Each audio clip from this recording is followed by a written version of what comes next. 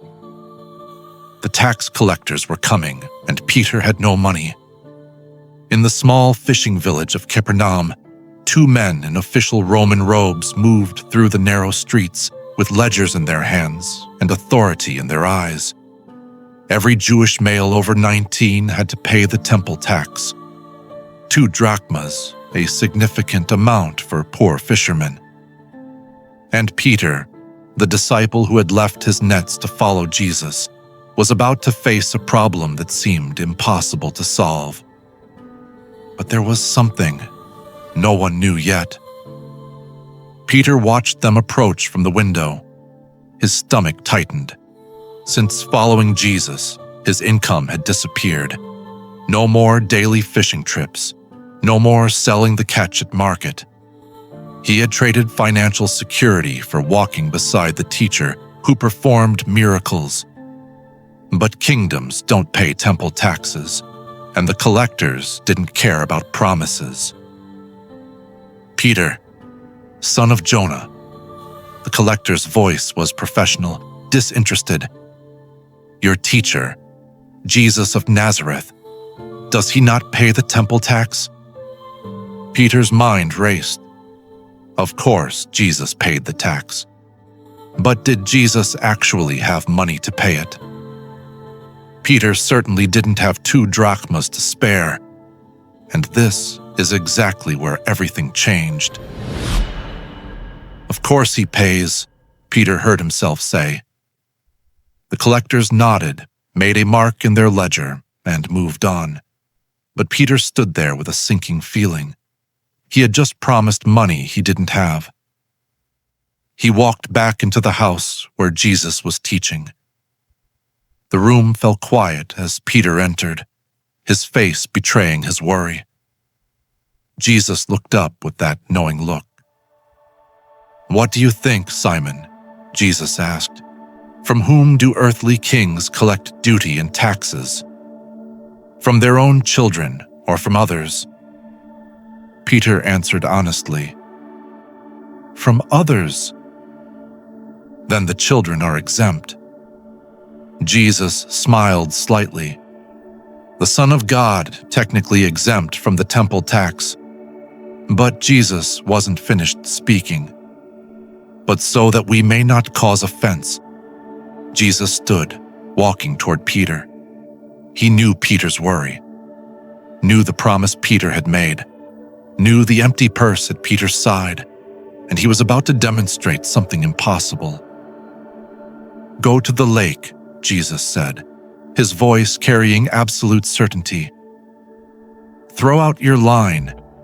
Take the first fish you catch." Peter nodded slowly. He knew fishing. But what Jesus said next made no sense whatsoever.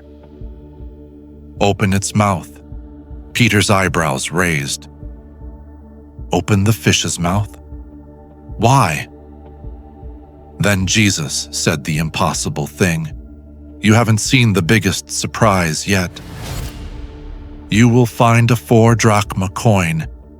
Take it and give it to them for my tax and yours." The room went completely silent. A coin in a fish's mouth. Not just any amount, exactly 4 drachmas, precisely enough for 2 people, found in the mouth of the first fish Peter would catch. It was absurd. It was impossible. Fish didn't swallow coins, and even if one had, what were the odds the first fish would be that exact fish, and that the coin would be exactly the right amount? But Peter had seen enough miracles to know better than to doubt. He grabbed his fishing gear and walked toward the shore. But what was truly shocking was coming next. The Sea of Galilee stretched before him. Peter cast his line.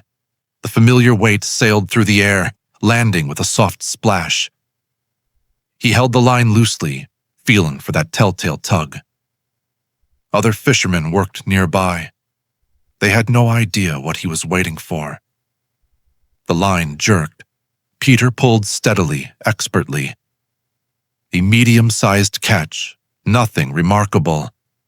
An ordinary carp, silver scales gleaming in the afternoon sun.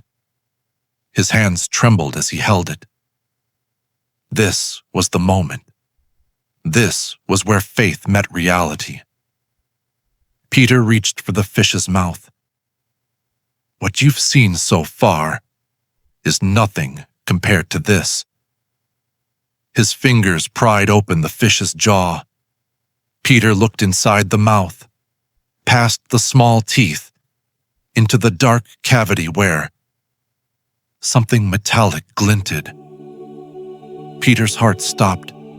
There, lodged in the fish's mouth, was a coin, an actual coin. He pulled it out with trembling fingers. Water dripped from the silver surface.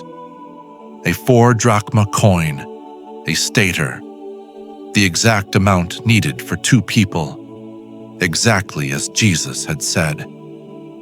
Peter stared at the coin, then at the fish, then back at the coin. How did the coin get there? When? Why this fish? How did Jesus know? And then the deepest truth hit him like a wave. This wasn't just about paying a tax. Jesus sent Peter, a fisherman, back to his old profession for one final catch. And in that catch, Jesus demonstrated something profound. The God who commanded Peter to follow him knew exactly which fish had a coin in its mouth. Nothing was beyond his knowledge. Nothing was impossible.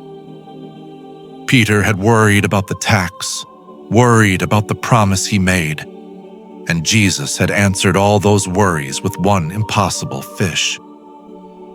You won't believe what happened when Peter returned. Peter walked back through Capernaum's streets with the coin clutched in his fist. Neighbors watched him pass, wondering why he looked so shaken, why he kept opening his hand to stare at a simple coin as if it were made of stars. When he reached the house, Jesus was still teaching.